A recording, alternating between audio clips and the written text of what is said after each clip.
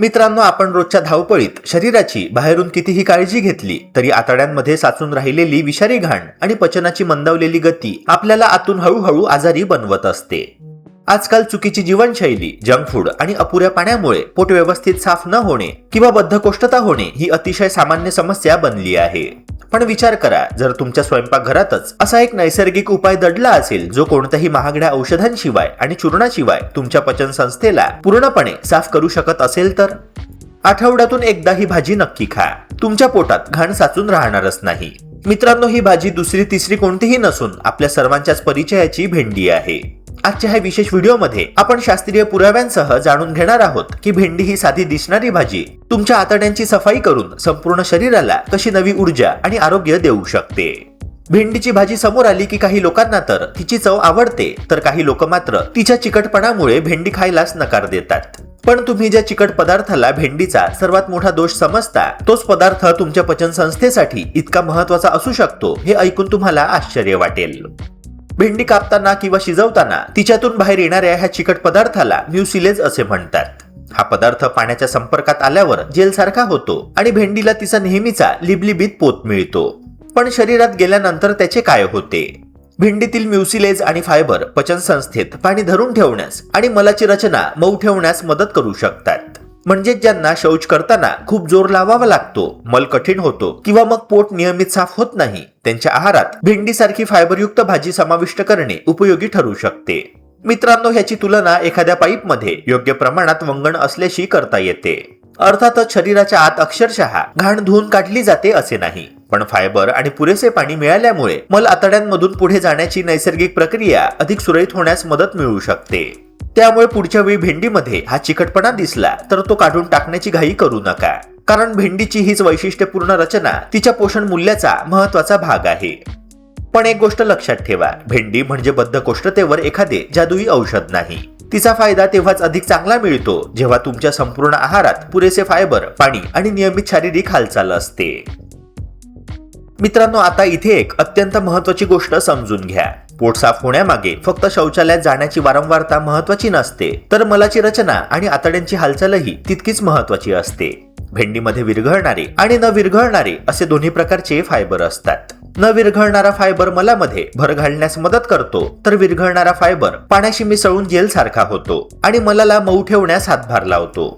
त्यामुळे मोठ्या आतड्यांमधील नैसर्गिक हालचाल म्हणजेच पेरिस्टॅलिसिस व्यवस्थित होण्यास मदत मिळू शकते. याचा अर्थ असा की तुम्ही जे अन्न खाता ते पचन संस्थेतून पुढे सरकण्यासाठी आतड्यांना जी नैसर्गिक हालचाल करावी लागते तिला योग्य प्रमाणातील फायबर मदत करू शकते. आणि ह्याच कारणामुळे भेंडीसारख्या भाज्या बद्धकोष्ठतेच्या व्यवस्थापनासाठी उपयुक्त आहाराचा भाग ठरू शकतात.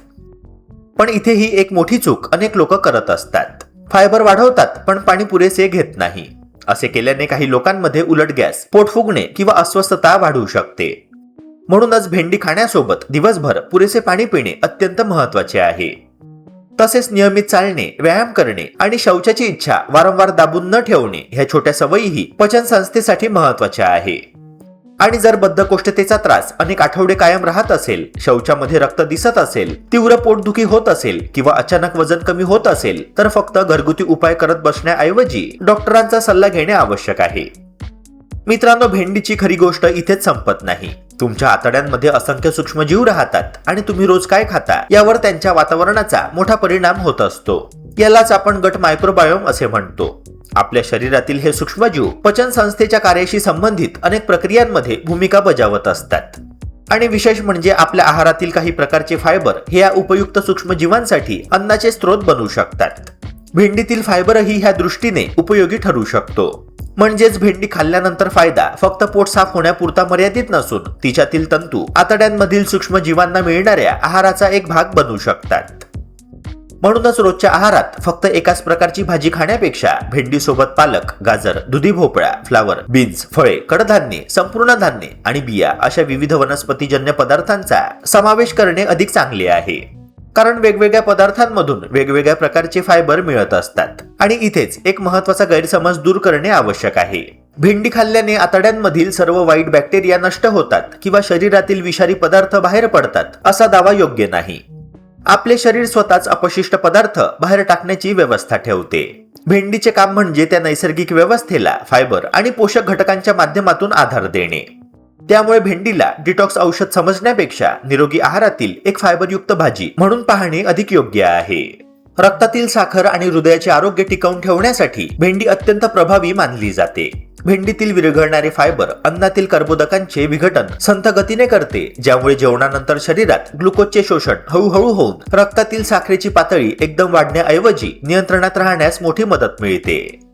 तसेच हेच फायबर पित्तातील घटकांशी बांधले जाऊन कोलेस्ट्रॉलचे व्यवस्थापन सुलभ करते आणि हृदयाचे आरोग्य जपण्यास सहकार्य करते. मात्र भेंडी ही मधुमेहावरील किंवा हृदयविकारावरील औषध नक्कीच नाही. त्यामुळे डॉक्टरांचे उपचार आणि औषधे थांबवून केवळ भेंडीवर अवलंबून राहणे चुकीचे ठरेल.